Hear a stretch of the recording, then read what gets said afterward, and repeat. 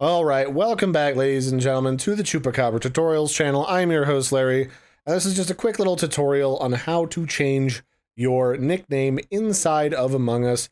So if you open up the game and you've got your account all set up, you should just have the option inside your account window to change your nickname to whatever you want. So we could be like Dave from accounting, or Rick James.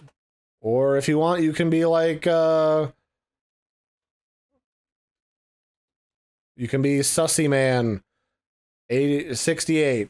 There you go. Perfect. And that's how you change your nickname. You can do that pretty much whenever you want, as long as you're not already inside of a lobby for a game. You generally have to leave the lobby, change your name, and then re-enter the lobby. Although, do note that they can get mad at you and ban your account if you're running around with something offensive in your name, so do try to behave yourself so you don't get banned. So that'll be it for this one, ladies and gentlemen. I've been your host, Larry. Don't forget to like and subscribe, and I will catch you next time. Bye, everybody, and have a sussy one.